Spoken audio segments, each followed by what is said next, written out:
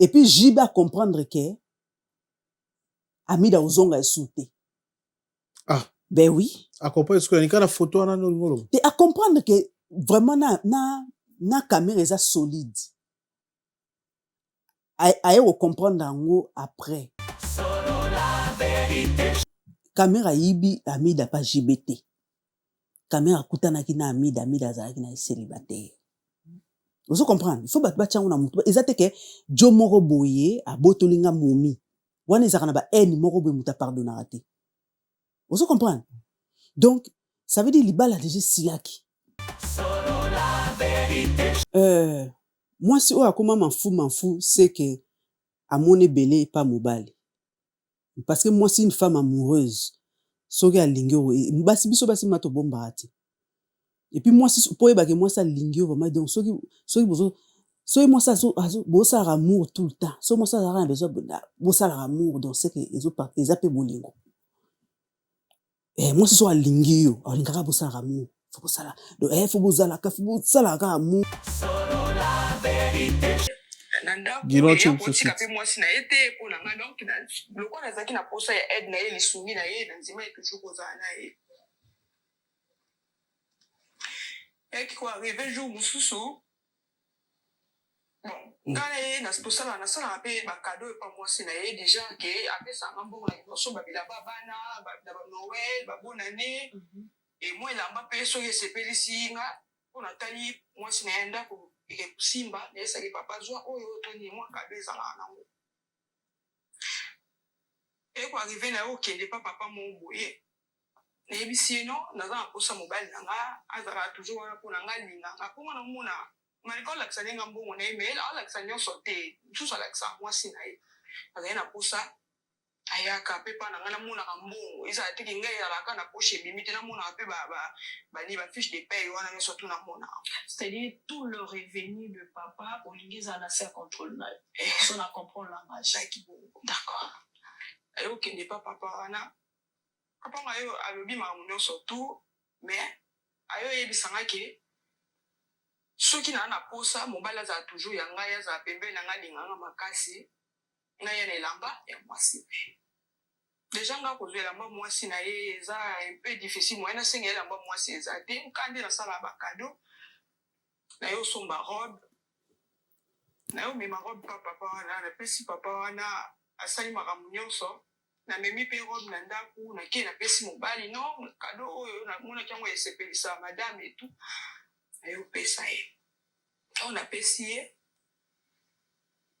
ayo kende akei ton akei alinga ninga pe makasi toza na biso bien makambo surtout bien mais usne wanda pa kufi donc akufa déjà donc déjà kufa en fait akufa. Vas-y. Akufa. Spoiler la maman na ozanga kimia. Ozanga vraiment kimia. Il n'a pas na ya décidé qui le quoi moi si na ya kufi mutozana bana zake ya solo na famille na ye mutumio surtout accorder non abala. Abina ngaza posa to bala na on za na bana na ye mais c'est impossible. Donc combien possible moi na bana ni te pour chaque personne na vandi. Parce qu'on a comment vivre là, il y a quelqu'un qui a été que pour que vous mariez, quelqu'un pour la bonne na vivre na au marié. Solo la vérité. Batumso eza na nkutu pas besoin au salima B pour lingo susté, zaka ke changement. Aki na besoin de découvrir l'homme sous. Et puis monsieur ezaka OK au goûter kaka mais au goûter non parce que j'aime ma femme, je suis mariée mais OK au kutani na sentiment mo boye pousser que mutuana zalawana ye pa zalawana makanisi no kuna mais intention ezaki teke ou melana ye mingi ezaka bolingo mo ezaka mingi ko goûter no kaka o changer kaka mais là basi musu ba goûter bango te basi musu goûter be mbali musu goûter yo bika na nga na yo kamo na bimana garçon ça nga moi bien mais okangami. Personne n'est prêt. Personne n'était prêt, effectivement. Voilà. Personne n'était prêt. Donc 5 dates d'affilée complètes, dont 2 dates le samedi, le jour même, 14h, 20h45. Donc mission accomplie, c'est historique. Merci à tous, merci à tous les Congolais qui me soutiennent à travers le monde, merci à tous les supporters à travers le monde. Le 16 et le 17 décembre 2026, la Défense Arena, on a déjà date, donc on va jouer une semaine complète. Je promets d'organiser quelque chose au Congo. Je vais m'organiser. Je ne donne pas encore de date précise, mais c'est promis. Mais Nini Okolo pour la GTM Yadadjou pour la Congolais. Bon, c'est un message fort. C'est vrai qu'on n'a pas forcément ces rapports-là à se dire des je t'aime tous les jours pour collaborer, mais en tout cas, c'était très fort de la part de Dadjou de dire ça devant des millions de téléspectateurs. Donc, Koffi Olomide est une légende. C'est certainement le plus grand artiste africain. Voilà. Dis si je t'aime. Merci. Selon la vérité, merci infiniment. Merci à mon père, Juna Janana, ici présent, qui est la source un peu de tout ça. Hein, c'est mon père. Quand la vision rencontre le béton des rêves devient réalité. Bienvenue chez Thierry Bouda Construction TBC, votre partenaire de confiance pour tous vos projets de construction, maçonnerie, architecture, construction des ouvrages de génie civil, carrelage et bien plus encore. Dans les domaines de construction expérimentés, TBC allié savoir-faire, précision et qualité pour bâtir l'avenir avec vous. Avec une équipe expérimentée et des réalisations solides, TBC vous garantit des outils durables et modernes à la hauteur de vos ambitions. Nous sommes au numéro 38, avenue de la Victoire, commune de Kalamou, quartier Matongé, référence Bibi Play. Pour tout contact, appelez-nous au plus 32 466 249 007 plus 243 811 946 038. TBC, l'excellence prend forme entre nos mains.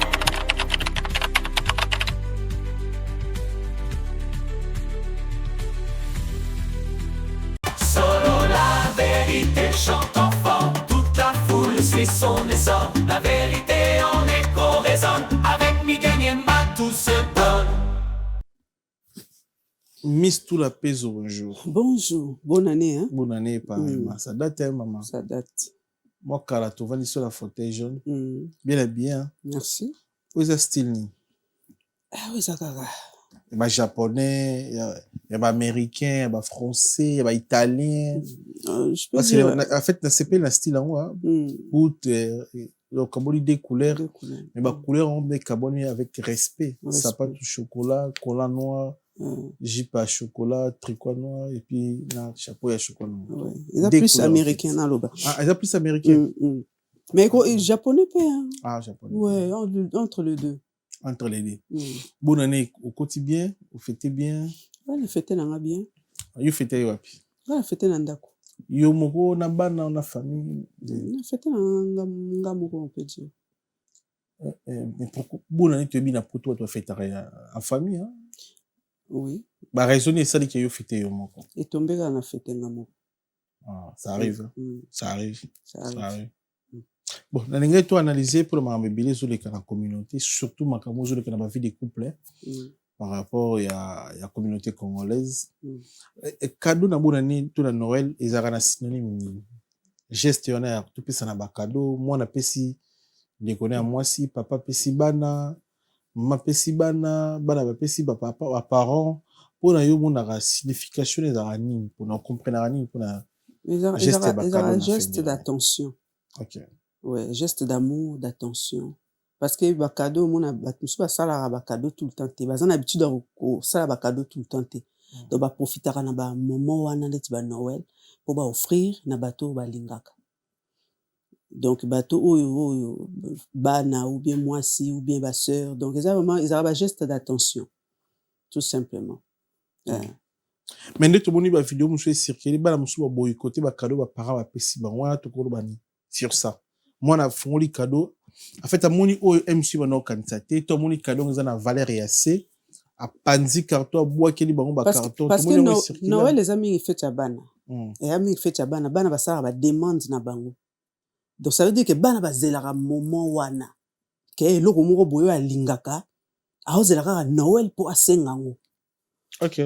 Pour yebi que tous les jours ba opesa ngote donc sikoyo atiango na mutu na yeke nga na Noël cadeau na osenga yango oh moni ba ya pena ba parents musu ba sala bana ba cadeau tout le temps donc ce ko bana ils ont mabé ça dépend pas ba moyen mais eza mabé cadeau lingolo ba kati faut ça mutu cadeau ya 10 000 euros bien 1 000 euros oui que ba cadeau monsieur ba cadeau ba 5 euros ba 10 euros tu vois même bura mike wana mais ba parami ma ba na habitude na terre ça ba cadeau ya biloko ba kanzaka cadeau il faut ça cadeau munene nzoka nde même chocolat oui bi chocolat ça peut offrir moto paquet chocolat au monde on te ba teka ngo ba sala ba emballage bien be mindele ba habitude wana donc même chocolat ils a cadeau ils a geste cadeau zaka te faut somba eloko moko cher ya 1000 euros 100 euros pour ça la moto non webi ke ngana na ko de sika mo na moni porte clé moko boy na on a sombela migi porte clé kake emse ko kutenga msu 20 euros 10 euros webi ke sona yeli o porte clé wana o sepela pour cadeau no c'est ça ra plaisir donc ça veut dire que eloko moko bo linga ko somba mais ozara na temps o somba on te puter ça na moins cher sikoyo mutu mo ba yo ayo ko offrir yo ndeti porte clé au moni pe que clé na yo ezanga porte clé au moins il ba eza ba geste moko boyo to mona ngo eza loko te mais loko cadeau ya 1 euro eza cadeau ya 1 euro eza cadeau mis tout la lelo ban tout na ba fête to so la boy après ba famille mususu ba ose ba monster mobile ba ose ba yo karate to lo ba pour mon bal ya pesi moi sine cadeau te moi c'est pesi mon bal cadeau te est-ce que ils sont obligés ceux qui doivent vivre ensemble ndako moko même pièce le 24 il faut vraiment opesa mo moi non cadeau c'est obligatoire il faut moi siper assommer la mobile ni cadeau parce que et comme il bande ko belé toujours aba message na ba commentaire mutu muso lobi bon ça cadeau ya kitoko pour la mobile nae mobile la bon si cadeau te et comme yo na bosana ki yo attends je vais voir ça après comme et comme histoire et comme projet au moins même sous moi si aza moi je suis à mon abotami awa a mesana koli nango qui le 24 décembre ezalaka jour wana butu échange ya bakado bana na famille mobali na mwasi bakousin na bacousine mwasi akoli bon mais akutana mobali moko aza vraiment akoli biso na kini tokoli nango te biso le 24 tokota le 25 ezalaka tosepelaka le 27 le soso tout ça mais parfois akutana motu moko aza na maturité wana te esali mpe compréhension mpona neti baka ya bandeko basi oyo bapreparai bakado bapesi bamibali na bango bakado ya le 24 mais bon va recevoir est-ce que jakanda tu faut éduquer mutu à comme na niveau puis ya réflexion ana qui faut pesa couper cadeau le 24 so au moins so muta azu cadeau ta siliki na bandeto ba moment ba Noël ba moment ba événement ba fête Valentin ba Noël so au moni mobali be mwasi asiliki po azu cadeau te parce que a mesana te ko zo cadeau donc ça veut dire bandeko zela moment wana bi ke moment oyo et o raté te parce que moi so na mobali azora cadeau tout le temps. Parce que tant que vous êtes en couple, il faut bosser na ba cadeau. Il faut ça le mot donc ils ont donc naturel. Au moins le mot bo sepela na ah oui simba moi sinanga pas. Donc ça veut dire moi c'est sur message ko zo ba cadeau na yo tout le temps. Ce qui na jour à Noël au PCT a aussi dikaté. Pour yebi ke mobali nanga sala nga déjà après ça nga déjà ba cadeau. So ko moni moi si be mbala sidiki na ba moment bongo c'est ka zo ka yango te. Azaki na espoir que lokola o eza nini journée moko ba cadeau c'est que na kozwata moi cadeau vous comprendre c'est ça donc ba couple na biso surtout ba couple na biso ba africain toza bibali na biso ba mana ba tida ba cadeau wana il faut ezara tout le temps muto bozana ye bobimara na il faut ça rasala ba cadeau et ça peut être pour l'anniversaire c'est très important et ça peut être pour la bonne année et ça même au kobima boye au ça le plaisir au mo continue magasin mo na sombela moi sinanga moi parfum na sombela moi sinanga na moni mo chaîne mo na sombela moi sinanga na moni elo na sombela mobile nanga donc ça veut dire ba cadeau faut zalaka tout le temps ça veut dire que cadeau ton na ba cadeau zaka te faut zela ozwa bon ebele non ok ni mo moni pe mo fantaisie mo robo ya 25 euros moi sinanga simba ozoli moi sina donc ça veut dire ebaki sara bolingo ba cadeau et participa kana bolingo bato oyebi ke so sali mutu cadeau yebaka na bouton il faut bosala amour ko ben oui plaisir à cadeau et stimulera mutu. Même mutu azaki na envie te na moment na ya coucher ou bien osala bolingo na yo. Donc ça veut dire cadeau stimulaka ba sentiment moko boy.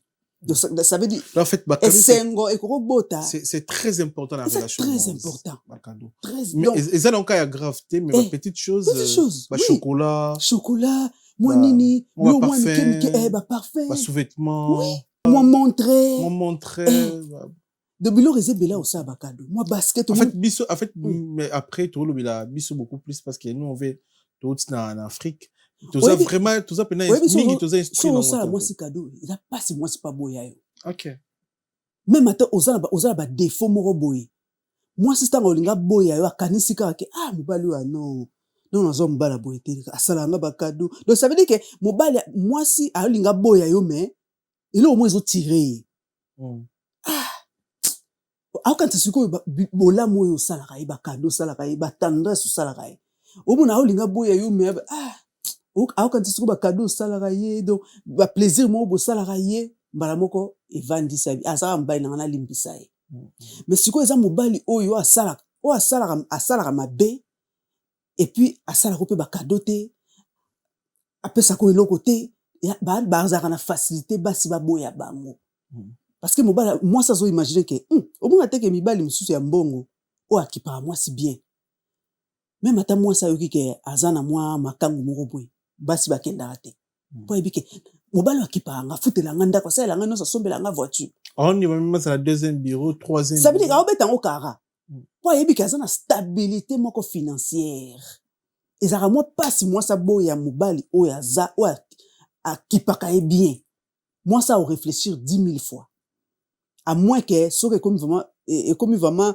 relation mo boya ba humiliation parce que basi ba koka humiliation te wande oza obligé tika mais ce qui est vraiment qui vraiment ba inoke abimara akipako bien vraiment basi belé ba kenda te donc en fait moi si ako garder mon bal pour soigner bien mais eloko au moins ça ko garder humiliation ako boya ko humilier margembongo voilà mituka ba voiture ba cadeau tout pe sakaye parce que moi biso basi tozara na moi fierté moko boy mobali nanga c'est mon mari siko tango zoka mobali yango ba humiliation moko boy elongola moi fierté moko boy ke tolo oyo bande obetela mobali na mo obeta ngo lisusu ezate basa libala mingi soka bali ataka en avant libala na ye mon mari je suis marié ozomona atambola toujours na fierté même pas ba camarade soko zana ndeti yo bali to za ba camarade mo babala toujours na masolo na bango komba mobali zanga te na kati mon mari il faut que je rentre na zambila mobali nanga omona asalenga boss donc ça veut dire que moi ça na fierté moko boyi ki azana mobali mais soki mobali na zana buzoba trop fierté wana moi ça zara nango elongwaka yango esenga vraiment que soki humiliation leki ya trop moi so mona abandonné premier temps mais tout là basi mingi na poto basi mingi na Europe basi mingi même na Amérique basengaka mibali souvent ezalaka soit tananga pisanga tananga baza rencontrement na basi bavanda na Congo pisanga tananga na ndenda na expliquer na ba expliquer na Congo ko vivre na moisi oui beaucoup tananga 2 fois na semaine ça dépend ya ba engagement na ya ba temps oui au mobile azana ngo to moisi azana ngo na Congo ko vivre na moisi beaucoup tananga pe chaque jour so si musala so na posa okutana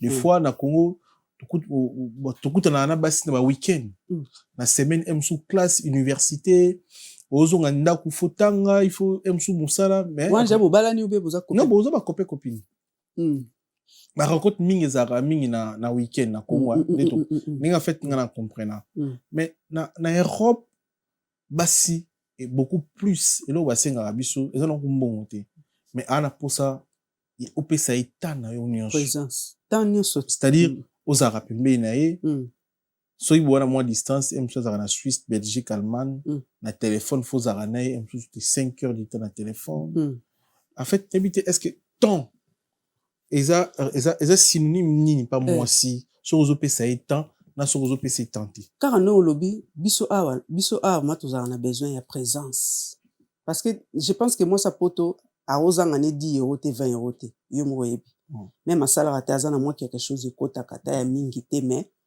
tozalaka toujours na mwa bambongo na biso eloko kaka tosengaka temps opesanga temps na savourer bolingo ezaka bolingo parce que soko olingi mutu motema ebetaka so neti ke naobima na garçon moko boye motema ezobeta ntango motema ezobeta mpo motema wana ese calme fo mona ye nayebi te so bino mibali ezalaka bongo me biso basi ya soki vraimen olingi mutu ozwaka mposo motema ezobeta ondire batie yo na kisi me kisi te me bolingo kaka naturel ça veut dire que motema ezobeta ka so oyika tui otali atindenga message donc ça veut dire que bolingo oza nango epai na ye ezopousse yo omoneka ya pamba ata bosa eloko te présence na ye kaka ntango ozomona yango esala kitoko moko donc nayebi te soki olinga deja na vie mais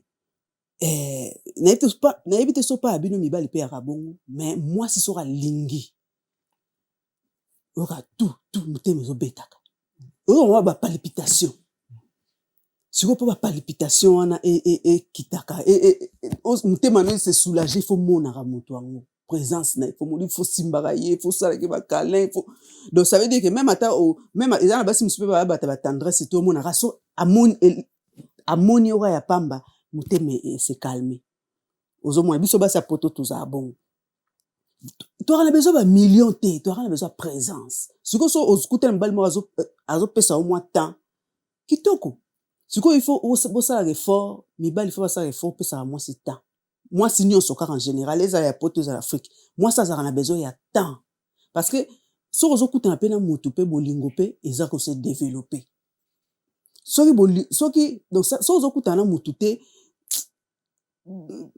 bolingo mpe koosila donc ça veut dire ozomesanisa mutu na absence bamesanisaka mutu na absence na yo te po soki amesani na absence na yo aza na facilité aboya yo il faut ozalaka wana mpo même aza na besoin aboya yo mais azokanisa yo mpo ozalaka na ye présence na yo ezalaka wana mais soki ozotika batin ebele mwasi aza na facilité ya koboya yo parce que amesani déjà na absence akuta na jo moko boye apesi ye présence moko boye akobosa noko makanisi ne ekomi na moto ya présence bolingo ezala mingi présence faut baprésence moko boye otikaka donc ça otikaka toujours motu na posa donc na besoin mona ye donc ça veut dire que faut l'amour c'est ça ezala mingi amour ezala nango mpona koambete mibali te ezala motema moto ezosenga parce que ya l'amour mwasi oyo alingi yo te akozala na besoin mpo omoni tout le temps te kutu so amoni yo te yana mibali jo mosusu mpo olingi ye te même omoni ye te tu t'en fous.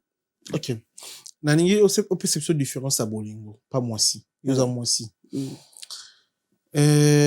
na bolingo mosusu mwasi alingi mais na bolingo mosusu mwasi alingi te mobala koyeba ndeni parce que des fois relation mosusu mwasi oyo azango vraiment vie na ye sans jo oyo aokrake imagine toko bomona bandeko ebele lelo malheureusement basalaka baerreur okokufa te mpona mobali aboyi yo okokufa te mpona déception mais ça arrive tomona na bavideo moto mosusu amela bakisi mpo akufa mobali adecevoir ye mais ena basi mosusu il s'en fout ata mobali yango aboyi ye donc tu asokoli akene abengana bacamarade babimi na bango eza différence nini ezalaka na deux personnes mobali azalaka moto moko nzoto moko mais considération pa moi c'est différent ezalaka nini esalaka bongo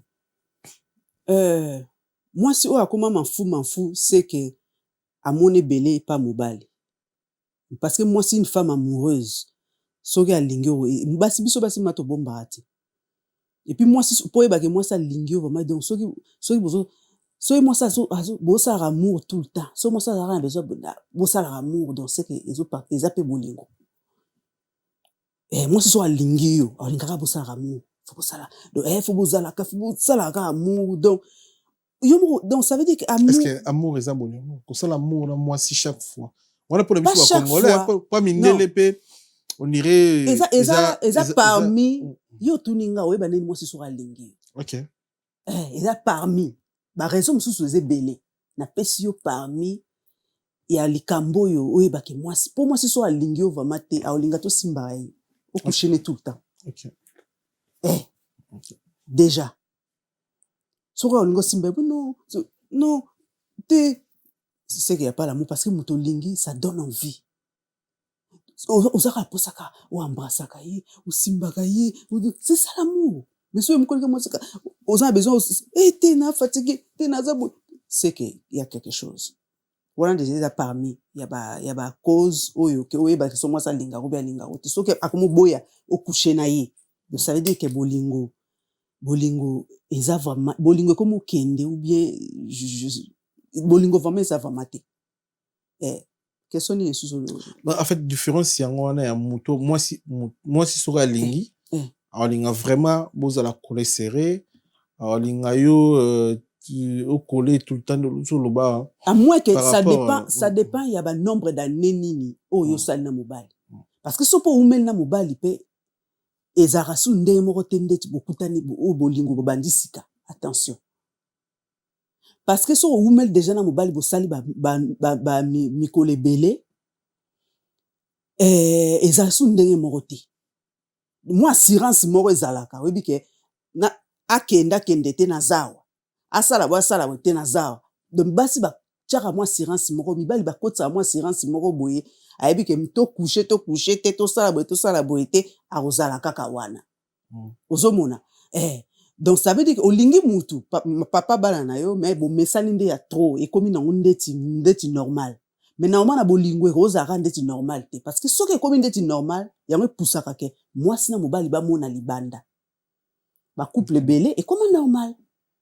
Mais normal ndeni ke obi ke omona moi sino alati mini JP c'est aussi fêté. OK. Omona mobali na yo moi aza bien alati mo élégant et ça aussi fêté. Normalement il faut ça la refait. Que omoni pe ozolula raka moi sina yo. Mais ezana ba couple so ba umeli même moi ça lati ndenge nini ba olule souté. Olule souté pour moi sina yo. Moi sina yo donc ça veut dire yo pusaka mais bali na basi msusu ba mona libanda donc ça veut dire ba découvrir eloko moko ya sika ndeti ke olati kitoko mobali moko libanda zolula yo ou bien mwasi moko boye azolenga yo présence na yo moi so umel pe na mwasi mingi même olati na yo mwasa olenga sous présence na yo ta omona normal mobali nanga ozonga ya nini mais mobali na basi msusu olati mwa kitoko mwasi ma oluloko et ça a moi fait moko boye ke ba sepela na yo que au senti que oh naza ko plaire tant aux un sentiment que aux un sentiment que ozo plaire et changera mutu et peut ça moi bilengi moko boye na kati ya mutu ezala moi c'est za mbali ozo comprendre ndeti nga moi si boye sonet na kutena na rendez-vous moko mbali moko azo sepela na nga ou bien azo sepela msu na beauté na nga nde na lati. Et ça a moi retour moro bozo mona ke na sepelisa yo puis sur ba sentiment moro boza très important. Très important. Comment expliquer batu balobara moi ça aboyaka déjà mobali avant ça mobali ki aboyi. Oui. Eza n'habite on eza ko boma mutu vivant. Comment ko boya eza pas mobali. Ouais. Mais côté le basi bo agir ça bon poani so boy mutu yebisa mutu vandisa mutu mala moko na soutenir ba sentiment na ote pour na ba raison boy kindumba ozoyo kate tout ça on se comprend de te mutu mso ko boya yo alingi osusu te mais azana ko banga ko se retrouver ye moko ezala moi c'est un mbali mibali pe mingi basala on ko tshaka basi te alingi osusu te parce que ezana mibali pe azana moi ça lingi so moi cité mobali ma pona même pour coucher na mwasi na yo ozokoka souté eza yo za mbali na ebite soki ozokoka suko simba mwasi na yo te ke bilengi mo elo mo za ko atiro lisusu te ça peut arriver so okutana na mutu mususu libanda ba penser na yo e komi libanda o bozani ozokoka suko salia mu ndenge vraiment basala à moi sur l'ingité. On les a rappelé ça n'est pas déception hein. Ça n'est pas choc. Non mon est sunde on monete comme mon est et route que ça va choc des akaka batumso ezala nkutu pas besoin au sali mabe pour lingo susté zaka ke changement aki na besoin de découvrir l'eau mususu et puis mususu ezaka OK au goûter kaka mais au goûter noka parce que j'ai ma femme, j'aime ma femme, je suis mariée, mais ok okuta ni na sentiment mo boye pousser que mutu wana zala wana ye pas zala wana makanisi no ke kuna mais intention ezaki te ke ou melana ye mingi ezaka bolingo mo ezaka mingi au goûter no kaka au changer kaka mais là basi musu ba goûter bango te basi musu goûter be mibali musu goûter yo bika nake na yo kamo na bimana garçon et ça nga moi bien mais okangami mutu na mutana bilengi na ye mwasi na mwasi azana bilengi na ye mobali na mobali pa koka c'était que basi nyonso bakokana non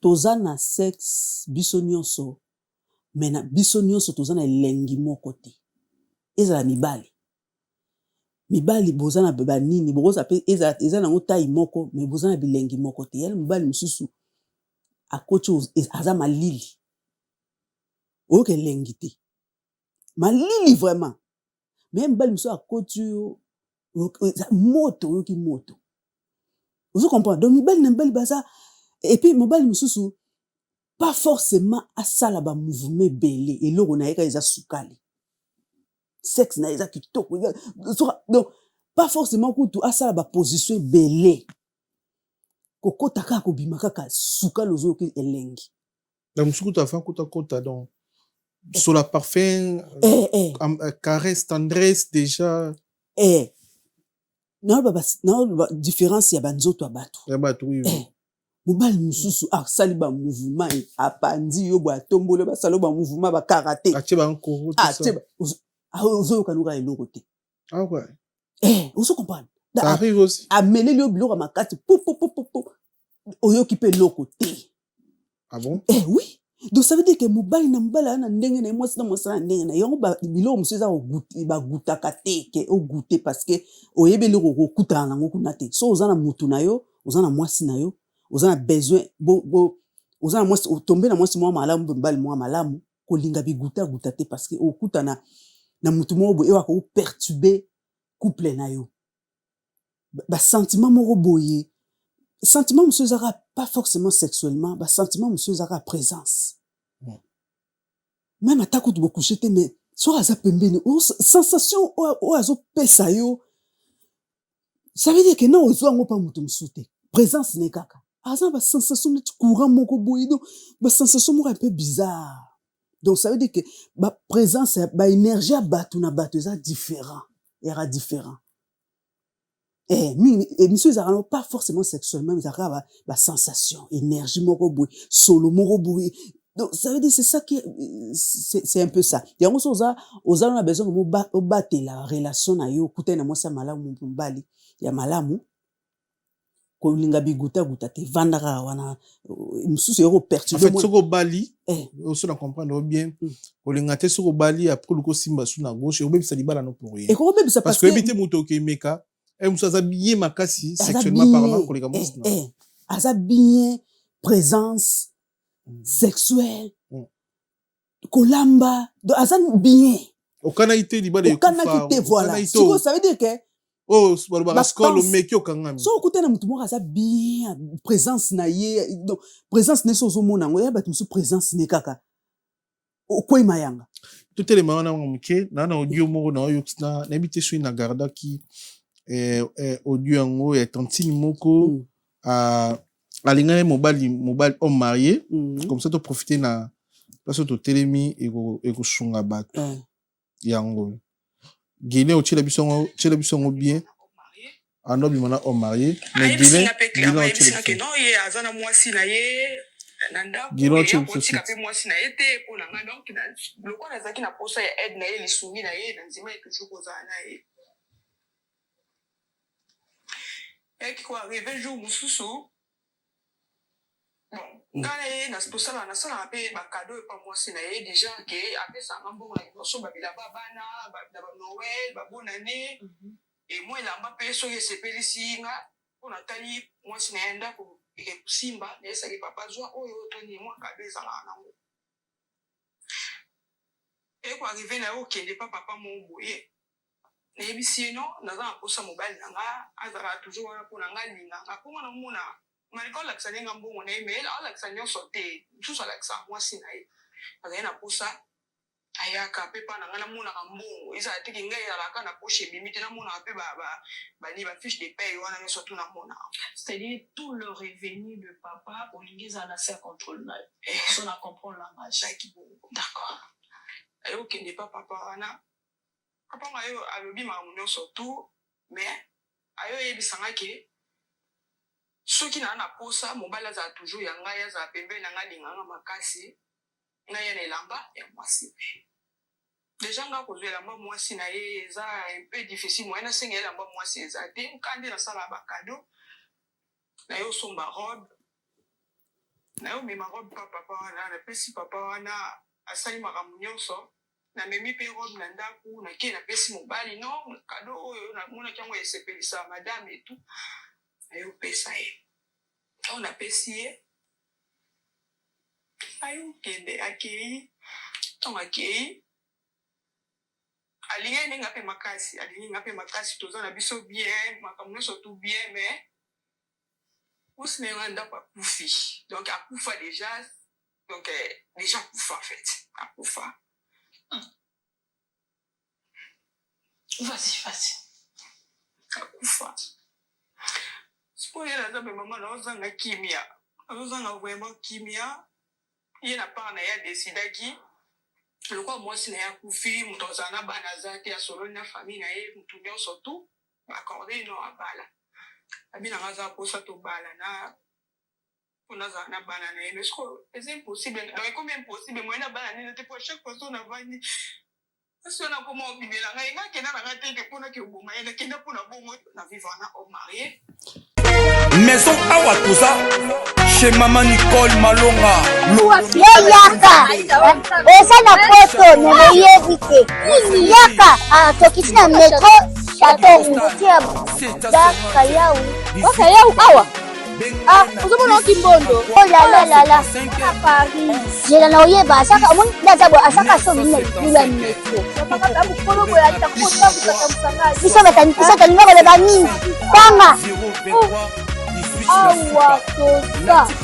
nini awa toza awa yaka sikoni na place tokoti aza mwana mboka Maman Nicole Malonga. Vous êtes devant Nicole Malonga awa toza, c'est-à-dire awa toza na magasin awa toza oboyokaka partout dans le monde. Nicole Malonga awa toza, maman awa toza devant vous toza na Château Rouge sur la rue Custine numéro 3 awa naza na produit spécial ba produit oyo elongolaka na tâche tozolobela makambo matampo bamama babebe ebele bamama bazotambola kaka na bapoudre na bafond de teint. Nicole Malonga awa toza awa na Château Rouge na ye mpona kolongola batampo ya bamama banduki ya bamama oyo baza na besoin ya kosala taille mpona kokita mamumu bamama oyo baza na besoin ya kosala baforme kalingi azala na tolo monene alingi azala na nsima monene bahanche monene bipende monene. Maman Nicole Malonga awa toza nde kaka boyebi depuis 2007 nateka baproduit ya kogrossir bafesse sein mollet hanche non yozomona te oyo loka moto eloko evanisaka mabala eza mpona mibali ça grandit dimension olingi soko moni ekoki kotiki wana sino kopasuka nakotela nakobongisa ezotraite telema vraiment nga mona aza victime na meki yango oyo bazobenga ye na denilesi yeyo azobongisa loposo baproduit toteka yango légalement na magasin ezosalama na laboratoire ya mondele awa na poto tozoteka yango légalement. Je pense que bomoni ndenge eza na barayon eza eloko moko ezosalama naturellement ezali baproduit authentique salama naturellement sans aucun produit néfaste. Voilà. Toya tenango Nicole Malonga akosa bino te ye moto abanda makambo yango kala awa toza toya tenango Nicole Malonga.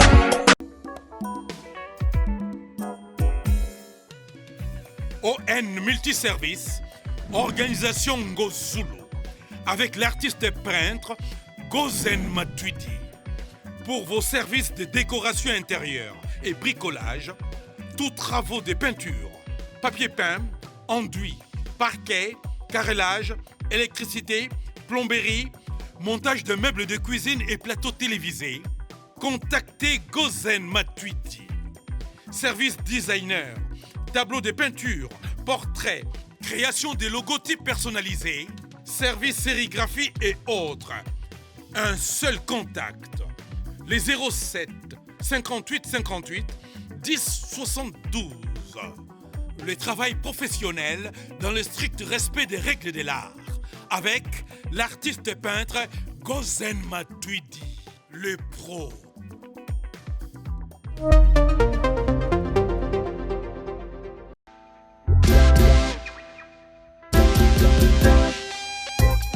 Service spécial covoiturage, Paris-Bruxelles-Paris. Voyagez confortablement de Paris à Bruxelles et vice-versa de Bruxelles à Paris dans de meilleures conditions. Jimmy Chimanga, porte de la Chapelle. Contactez le service covoiturage Jimmy Chimanga, Paris, porte de la Chapelle. Composez vite. Le plus 33 7 87 76 95 65. Pour toutes vos démarches, afin d'obtenir le passeport Yabanamboka à Bruxelles, dans un délai raisonnable, confiez-vous à Jimmy Chimanga, porte de la Chapelle. C'est sérieux et c'est efficace. Yango wana lisolo oyo totsoyoka na tchelango parce que tozaki na sujet ya kobeta masolo ya ba homme marié na basi ya libanda donc ndeko na biso attends kombo na ye papa na biso bon après ba détail to tchango après pour ba ndeko ba na biso le sujet ça on a profité pour l'auto sur la masolo ba homme marié ba trompaka basi na bango na mibali ya libanda moi si na basi ya libanda tantine oyo awanda obima na homme marié a pesi confiance asala ba cooks ya bana na ye asombelaka même mwasi na ye bilamba asalaka choix ya mbanda pesi mobala ki pesa homme marié lokwa nde tobeta lisolo ya ba cadeau ya osala mwasi to ba cadeau donc lokwa na tante na pesi likangu na mbongo akia sali ba cooks ayelinga na ki pesa femme nanga azali na posa gérer mobali akie mona nganga asombi lamba apesi nganga travailler apesi mobala memena ndako mwasi akufi mwasi wana akoma kobimela etala réalité na histoire okoloba neti nini histoire déjà soki mobali esalamaka ebele mibali babimaka na esalamaka ebele soki déjà ozo tromper déjà mwasi na yo okoki koassocie mwasi na yo na likangu te parce que tant ozobima déjà na homme marié eza mibali miso obimi na yo otombe amoureuse malgré oyebiki aza na mwasi sikoyo so otombe amoureuse ya mobali wana parce que so kaka lisolo tobeta ye na ebandeli kolinga mutu epusaka omonaka ye trop parce que ntango ozomona ezosoulage motema na yo omona te bato mosusu omona alingi oyo azelako na coin omona te babolinga baafrike wana vama donc baozela na coin motu mosusu alali liboso ya lopango na bino même na poto ezalaka garçon mosusu donc alingi oyo alali na sa immeuble oyo emeti na telefone alali wana titongo po ayebi ke mosusu okokende na ntongo okende mosala obi okotika bana ifa mona yo eza bolingo moto epusaka bongo ezaka pa basi te eya pena mpa mibali ozo comprendre eyaka pa basi te eza vice versa de soko olingi motu ya trop malgré oyebi ke aza na motu so eko arrive mpe olingi ye makasi kutu sikoyo eloko eza koempêche bosavoure bolingo na bino présence ya motu moko boye eza pa basi pa mibali mpe mibali ebele baboma mpe bambanda mpona jalousie tellement kalingi mwasi wana trop mwasi wana aza femme mariée aomona ke bolingo aza nango motema oyebi soki olingi motu motema ebetaka ya bapalpitation vraiment soki omoni ye oyoki bien sikoyo soki eloko moko boye obstacle moko boye eza koempêche bolingo wana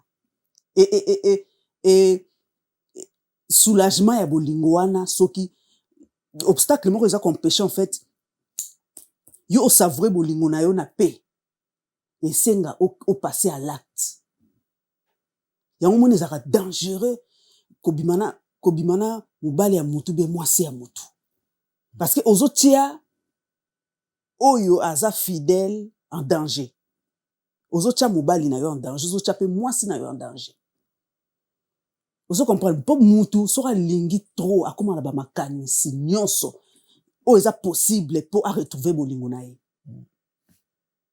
ozo comprendre soki ayebi ke mobali on a lingi trop mais mwasi mutu azo ko empêcher na savourer bolingo na nga alors passer à l'acte parce que bolingo en fait est aveugle laka yo zotala kaka intérêt na yo ya motema na yo parce qu'il faut na kimia il faut na savourer bolingo na nga parce que so olingi mutu to ekimisa pe kimia osesu na kimia te okomeli ti mutu aliboma bolingo so olingi mutu to même na banzela komo beta masolo mobali yango tala kuta donc ça veut dire komo betela mutu nyonso lisolo même ata boyebani te okutana mutu na nzela na lingi garçon mo boyo sango conseil ni opesa nga donc ça veut dire okomi ndeti folle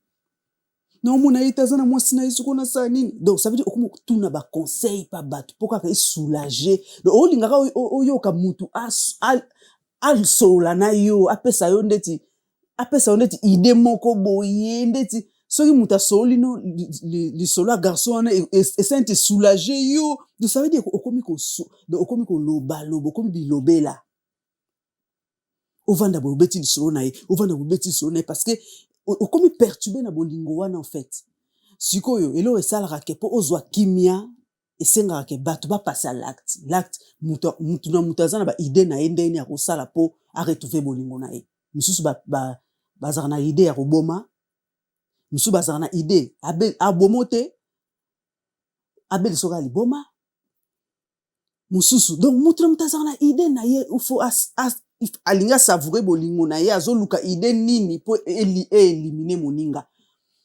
mususu moni fona na oboma ye te mais na bebiseka nzoto comme ça mobali aboya ye mususu pe ake omona nganga ka po mobali aboya mbanda mususu amoni kutu azana tango ke pa nganga te net na ba États-Unis pa munduki oyoka ba masolo États-Unis ne yele kanga na États-Unis kutu basaka na ate ozo bimana mbaye na nga pa donc ça veut dire que bolingo mutu pusaka bato bakoma donc ça veut dire bolingo kokomisa mutu liboma bato musu batambolaka bakoma déjà liboma moko boye donc akomo beta masone de déboule oyo bazongani na mama nzita on a vu privé na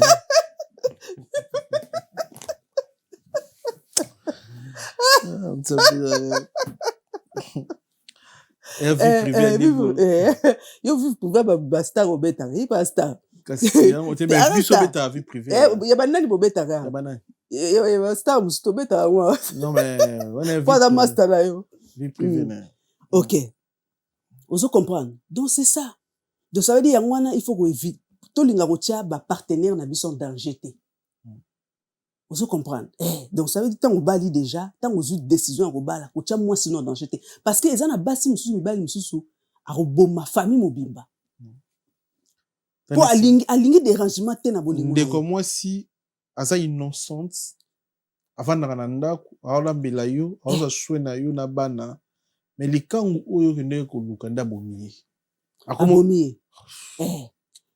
abomiye parce que yo mutoki oluka problème wana et puis ezana bati musu aroboma mwasi te abomi na bana c'est grave po alingi dérangement kutu te alingi te ko bana moko boye bayotia bakale te alingi vraiment azala oza ya ye ozo comprendre donc bolingo ti epusaka surtout so tombe vraiment na mwasi moko aza démoniaque wana vraiment vino e baby donc so ozana oppressé ya kobala te so ozana yo nanu ozana besoin donc zwa temps na yo vraiment mukolo ozala mo wina bala ovai na mwasi na yo ozo comprendre vai na mwasi no tranquille parce que mokilo est comme très compliqué so conseil européen na ndeko mwasi o mbanda na zo bimeli na butu pour ya ba za ina volontaire ko boma ite pesa ke lamba akende ipanga pa boma ite za ikana pour ça soit place p kasi ninge bele basala mobala considérer parce que abono d'accès mbongo en fait mibalo o babimaka mingi ube baso babimaka mingi libanda suka libala ekufaka kaka parce que énergie oyo roya nango na ndako ebomaka libala na yo parce que eza na bato mutu nyonso koobima na ye te parce que so osangisi déjà esprit mosusu ekoti kati na bino parce que ntango ozobima na basi mosusu baesprit wana evandi kati na yo so mwasi na mobali basangani bakoma eloko moko ça veut dire que ngai soki naza na makambo na ngai ngai na yo tosangisi donc ça veut dire tosangisi baesprit na biso sikoyo yo mobali obimaka na basi ebele esprit combien d'esprit oyaka nango na kati ya ndako parce que ntango ozwana baesprit wana na kati ya ndako ekobundisa esprit ya mwasi na yo donc mwasi na azali su na kimia te esengaka eboswanaka parce que baesprit misusu ekoti na kati ya ndako parce que yo mobali ozomema obe mwasi omona te mwasi mosusu akoyi mobulu bafere ya mobali ebebaka parce que mwasi azomema baénergie mosusu na kati ya ndako ya mabe ebomi bafere ya mobali eza na mibali oyo basi mutu baboma bafere na bango mpo mwasi aza mobulu mais eza mpe na mibali mosusu basi mosusu bayokana baza na bango baza na basecte na bango mwasi akenda kosala mobulu na ye mobali mpe akenda kosala mobulu na ye eza ndenge basala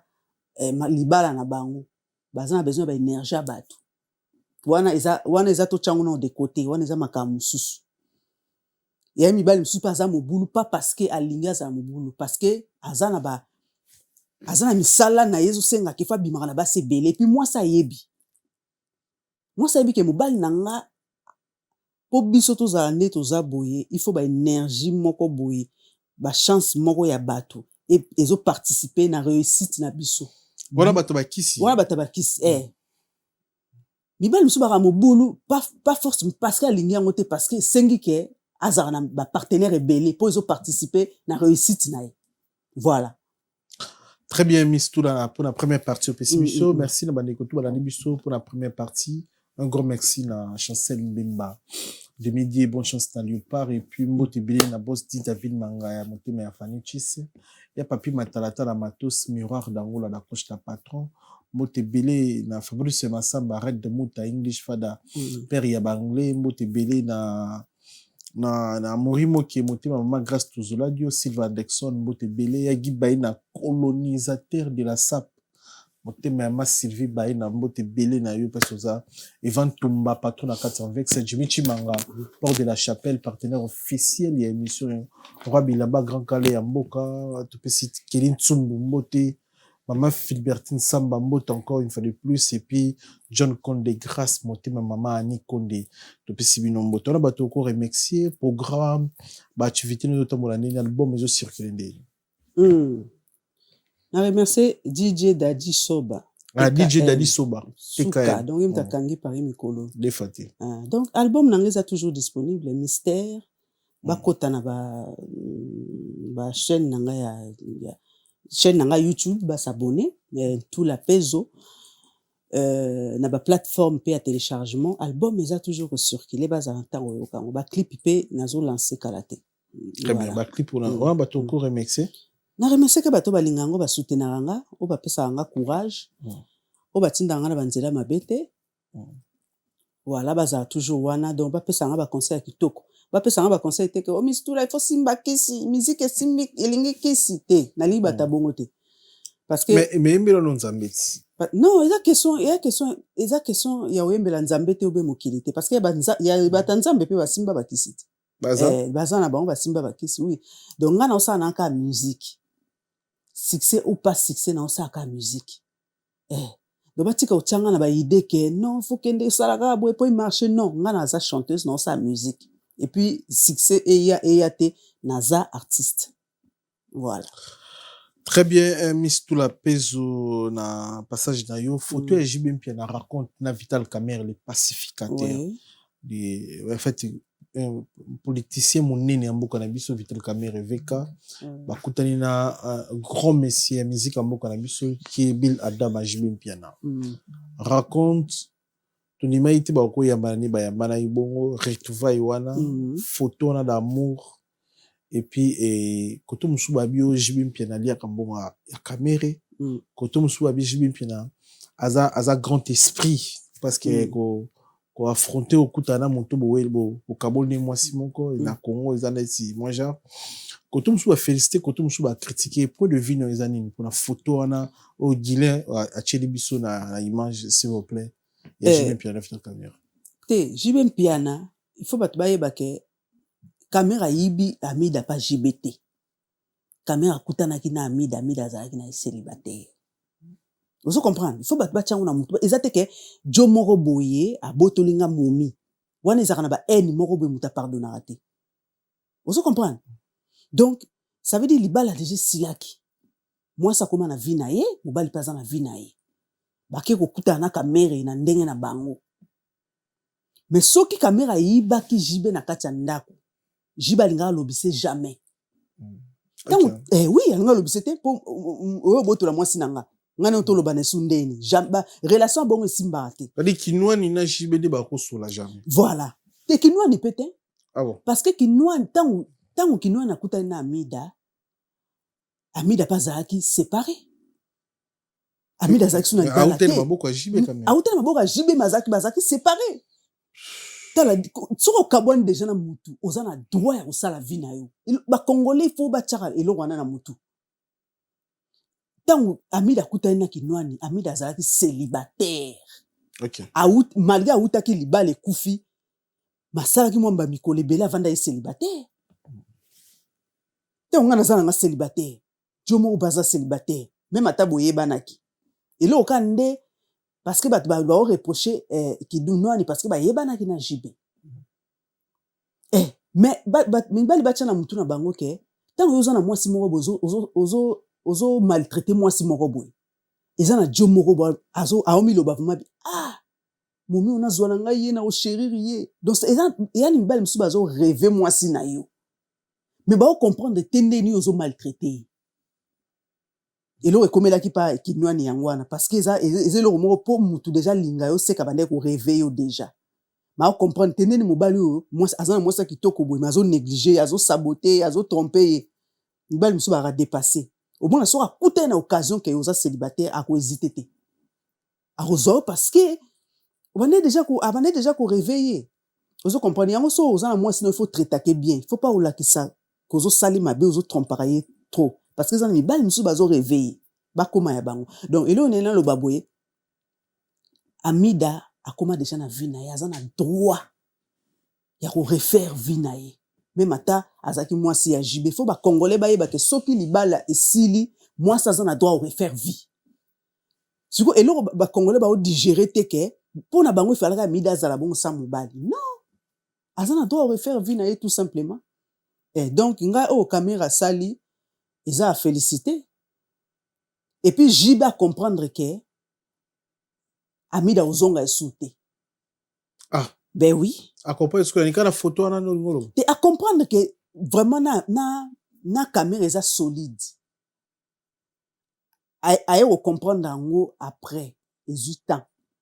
OK. Que yena Amida ba ozonga na suscité parce que yale même bali msu sera zu mwasi a utika mwasi te. A utia mwasi vraiment na niveau que mwasi même yemora ko okete. Valeur. Et là, Amida zaki nango besoin valeur. Donc, honneur wana o caméra zo pesaye. Yangwa alinga ki jiba pesaye. Vous comprenez? Malgré caméra za na ba défaut na ye, tokolo bateka za parfait. Aza mobali. Akoyi pe ozana mwa ba bilo mwa mike ne ezalaka. Mais ça veut dire que moi si na yazo tika toujours number 1. Aocha toujours moi ça à la hauteur. Donc ça veut dire que Amida mobile a matissé trop likolo. Et loko Amida linga qui na vie na ye yango ana zui yango. Ça veut dire que à sa prioritaire. Oui, voilà. Mobile a favorisé donc mobile a tué au reine. OK. Donc ça veut dire que toko na ye ezui sens. OK. Parce que ça basi msusu aza kitoko mais ezo soit sensité parce que mobile azo valoriser yango te. Babimaraté, bagenda fétité, ça veut dire que bambanda ya ba basse classe. OK. Eza moi si muso za kano. Tant ozo zole bambanda ba basse classe, ezo dévaloriser ye. Très bien. Aza komitia na place na ye ya grande dame te. Vous comprenez? Vous avez dansé, vous avez ba danseuse. Ya bana mwa mike, ya bana nguba. Banu bateka, ça veut dire banu bateka makala. Vous avez que moi ça aussi beauté na ye. Donc ça veut dire que aux autres moi si na niveau moko ba kanisa ke azana malchance. Na kitoko ndini ninga mbala uzulanga bambanda bazanga tina. Elongolaka honneur mo boye pas moi si. Siko par rapport à beauté na ya kutani siko na mobali o azo valoriser beauté wana. Atie beauté wana en avant. Donc ça veut dire que mobali ya bongo même azana ba défaut moyo boya ezato ozala ye po honneur wana ozana ngo besoin. Biso basi tolinga honneur. Obimi bemba o valoriser que première dame la femme de mobali mo azo tchaona à la hauteur. Vous comprendre? Ce que jiba comprendre que Amida na niveau a komi nango a rosa sous marche arrière te. Parce que sur ça marche arrière ils ont quoi kiti bas. A kiti bas parce que de mobile déjà kiti ça qui est bas. A kiti ça qui est bas na ba fréquentation ya basi moro boye, ya basse classe. Vous comprendre? Et donc allez vous comprendre que non, même mata na sali na ngani moi c'est déjà kei. Donc na kiti sakaka et puis c'est vrai alia a rolia pe mbongo ya caméra parce que bana baza wana. So le caméra kabeli dali da 10 000 euros. Dali da longoli moi 5 000 euros papa tiens. Et où tu pas caméra? Ah, caméra zo considérer bana na ye. Ah ma fille prend 10 000 euros va faire tes courses. Moi, na paye avec, na papa na moi quelque part. Moi, 5 000 euros. Ah, papa, je viens, je te ramène 5 000 euros. Et où tu parles caméra? En fait, il y a tout l'état d'esprit na barombale. Moi, on est positif ou négatif. Ba kuta na bongo ba kanga photo. État d'esprit, il y a deux grands. Il y a positif. Il y a positif. Positif, parce que l'ibala dit, c'est moi ça comme na vie na yo, pour comme na vie na yo. Il est là, à mida, sur amoni moi ça JB. Bon, peut ça na beauté. Vous comprenez? Donc ça veut dire que mutuna mutakomi na vie na ye respect bana bazawana ba en plus ba obali sabana omoni ba okuta na ba momo moko boye ya libala momo moko boye ya joie. Ça veut dire digérer. Donc ça veut dire que JB déjà digéré séparation parce que ba séparation monsieur zoara temps pour digérer en. Donc Ami da digérer séparation, JB pas digérer séparation. Ami da digérer séparation pour kutani na mutu oyo azana niveau. Parce que sur akuta na muto azana niveau te alinga digérer séparation te. Parce que tout beau sentir que JBP azana JB aza connu na Kinshasa wana. Ba jarwa ba se ba mida bazana besoin bazana mobali kaka o aza aebana. Vous comprenez? Sur trouva ki caméra était alinga digérer séparation te. Parce que JB pas za likolo. A likolo na monde moko boy. Caméra pas za likolo na monde mususu. Vous comprenez, JBP quand même so batie parmi ba musiciens oyo ya Congo ya minene JB azana kati attention. Bien sûr, oui. Siko soka mida kutana gi na mobali moko te oyo azape na niveau alinga kaka za na sima ya peut-être alinga za kaka na sima ya JB je pense. Merci beaucoup pour l'analyse. Miss tout la soinza mashungi biso ba podcast qui to fonga ngo. Oui. Pour tout ça ba débat analyse tout sunga ba couple tout sunga ba famille. Merci pour le passage dans tout retenir nini. Bandeko ba otala biso message nini ya bolingo ko pesa na ba couple ba landa biso nini ko pesa na ba. Ba couple faut baza na dialogue. Baza attendre. Donc ça veut dire que comme ka tolobia ba cadeau wana donc il faut offrir et boti ça ba sentiment ya kitoko na bolingo. Vous comprendre présence c'est très important. Ozo sala na yo meyeba ke ozana mutu mo azape na besoin présence na yo ya umte ko bota ba mbuma ya kitoko. Présence et bota mbuma ya kitoko mais trop d'absence et botaka. Donc ça veut dire so otika ba absence trop mutu déjà comme na makanisi mususu. Ao bot makanisi ya mabezo bota maka. Ya onkolinga teke otika mutu makanisi ya mabe botama. Il faut toujours rapidité. Même aux arguments en absence, il faut rapide. Aux en rapidité. Il y a récupérer. Tu vois? Et puis, il faut, vous être conscient que tant qu'on a tiki moins absence, tant on a mon aïe, moins cadeau. Et bomi manque wana. ah chérie tout le monde na kala pas moi cadeau moi muke kaka moi soutien moi ni moi caleçon moi vous comprendre c'est ça donc ba couple conseil quand on peut ça ba couple donc bazala bomoko kal solo to solo la ki donc il faut pas ba bomba na kamakambo déjà yo moi si soki téléphone ne vendre à boité ça veut dire tu caches quelque chose téléphone moi si on a un code téléphone mobile ils ont un code mais avant na et puis moi ça jamais article téléphone boy akendo suba memi téléphone yo moi ça mutu so au comme déjà na mutu ça veut dire que oza le robanga te déjà soki moi si oza incapable ya kotika téléphone na yo pembe na mobile c'est qu'il y a quelque chose déjà ba couple belé baza bongo eza basi na mibali impossible mobile atika le téléphone boy impossible moi ça tika le téléphone boy ça veut dire ça va pas déjà ba couple la bongo au mona ka yumela na ngote bo bomba na makambu donc bozaka wana po na pesa ka image mais elo moko oezo lakisa te ke boza en couple parce que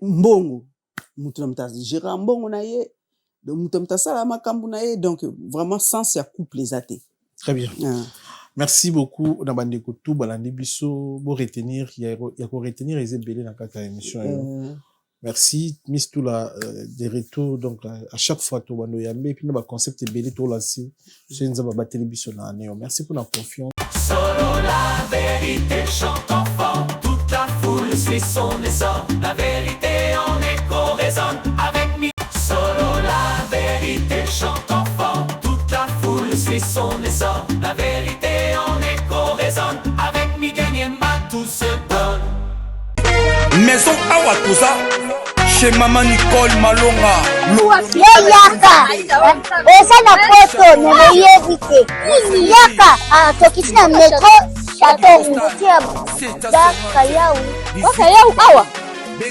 ozomona okimbondo olalala Paris jela na oyeba asaka omoni ndazabo asaka so bina lula metro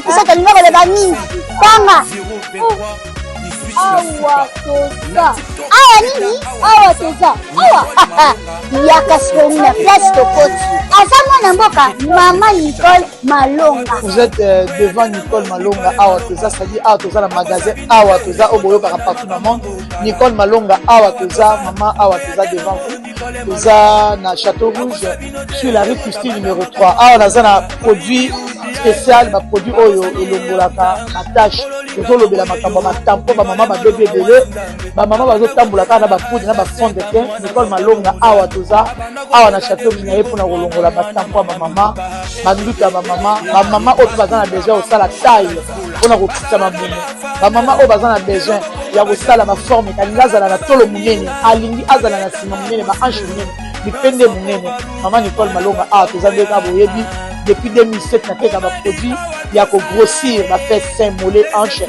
voilà oyo evimbisa awa olevimba non yozomona te oyo eloko moto eloko evanisaka mabala eza mpona mibali ça grandit dimension olingi soko moni ekoki kosuki wana sine kopasuka nakotela nakobongisa ezotraite telema vraiment nga mona aza victime na meki yango oyo bazobenga na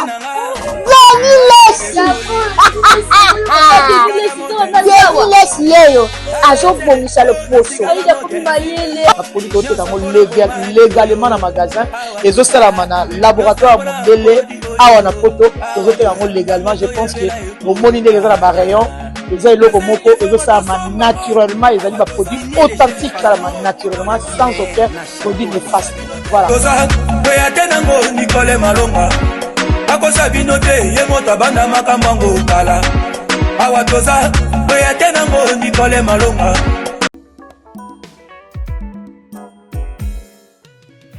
ON Multiservice, organisation Ngozulu, avec l'artiste peintre Gozen Matuidi. Pour vos services de décoration intérieure et bricolage, tous travaux de peinture, papier peint, enduit, parquet, carrelage, électricité, plomberie, montage de meubles de cuisine et plateaux télévisés, contactez Gozen Matuidi. Service designer, tableau de peinture, portrait, création des logotypes personnalisés, service sérigraphie et autres. Un seul contact. Les 07 58 58 10 72. Le travail professionnel dans le strict respect des règles de l'art. Avec l'artiste peintre Gozen Matuidi, le pro.